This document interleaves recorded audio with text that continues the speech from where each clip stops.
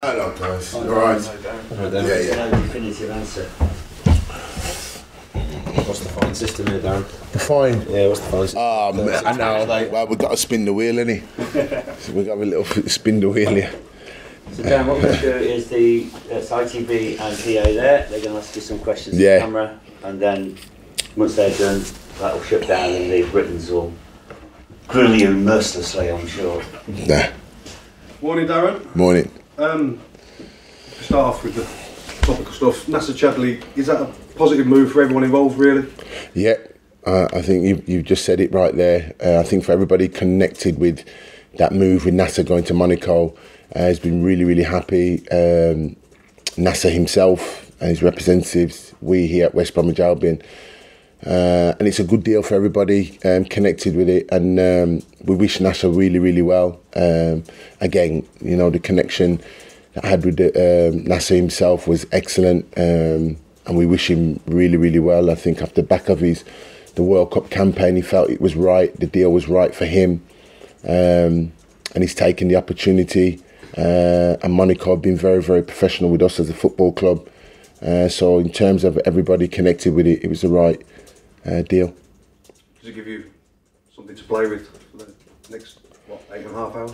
Yeah, I suppose you can look at it like that. It does give you something to play with. But again, you know, the club will only sign if the right players come available in these next so-called final minutes of the loan window.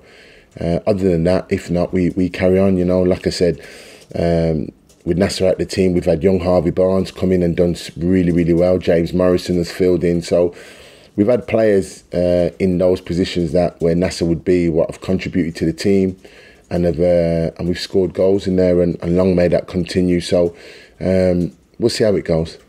In terms of not signing players for the sake of it, does that mean you sort of wait and see what's offered, or will you be actively having a look? And how involved as a head coach rather than a manager will you be in that process? Yeah, we're involved, but also at the same time, it's easy to spend money, but it's spending the money at the right player, and everybody knows that nobody won't be brought in here just for the sake of being brought in here. Every player that comes into West Bromwich Albion is purposely brought in to do a job for the football club and improve us as a football club. So if those players don't become available, there's no way the club will be going and venturing down that road really in terms of that. So we'll wait and see. We're into the final minutes of the window, and we just continue to work, and we'll see where when 5 o'clock comes, see where it takes us. Is there any prospects of any more exits? Not that I know of, but again, you know, this is the loan window, and in football, the game that we love so much and serve, we know that anything's possible. Back to the football, a week on from the Middlesbrough match, how do you sort of reflect on that and how the players been? Yeah, I've been. I remember, I can share with you now, when I came in after the game, I didn't feel hot-headed or hot-tempered like potentially managers you can do after suffering a defeat, because I just felt that we went to Middlesbrough and you know, there was 30 set plays in the game that Middlesbrough put us under pressure.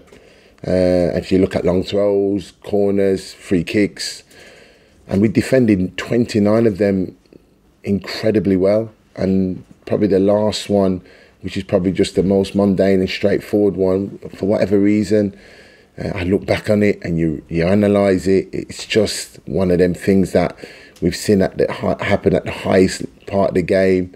And sometimes you can't scratch your head to think how's that gone in, but it did. But in terms of the performance, I was delighted with the performance. For us to go up there and play the way we did and control the game the way we did, I have to be very, very pleased. And as head coaches and managers or in the game, you always look at the performance. And when I look at the performance, I'm happy, because you know that if you're getting performances, you know, invariably usually results follow.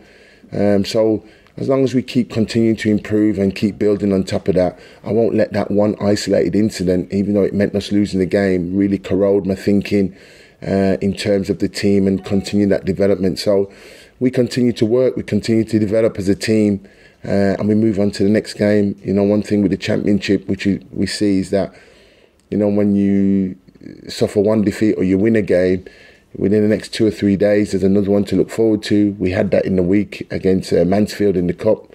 We're delighted to win the game, you know, with the changes we made, and we get back to the league campaign tomorrow. Speaking of the Mansfield game, how much did Gareth Barry give you something to think about? Fantastic. I thought the seniors were superb. You know, Gareth, Dorse, Boas.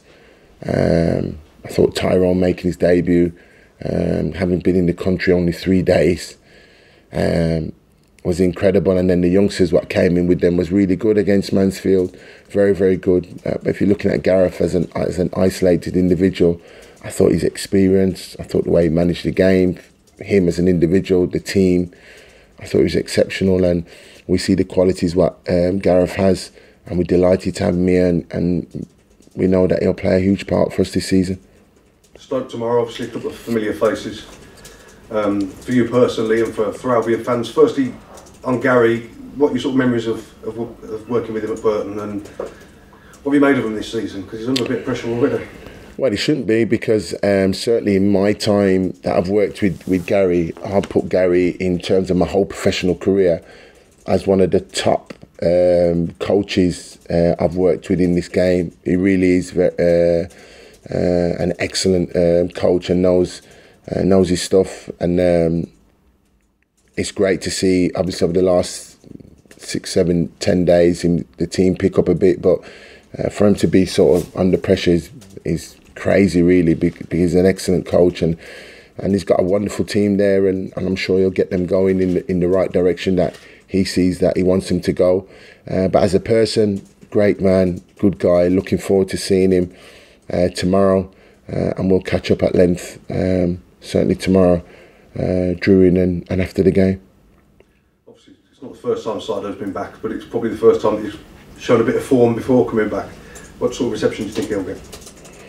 Not sure of the reception. All I can just say, you know, he's a former West Bromwich Albion Academy graduate that's done well here at the football club, scored some wonderful goals here at the football club, and we remember Sardo for that, really, in terms of, you know, his hard work. I've worked with him from the academy right the way through, and I speak as an individual. He's a good man, and he's done well, really, and we wish him well. And you know, he got off to the scoring sheet last week, and good to see. But you know, we come back and we just focus on the game, and hopefully the West Bromwich Albion fans will remember him for the goals that he scored for the football club. Thanks, mate. Good luck. Cheers.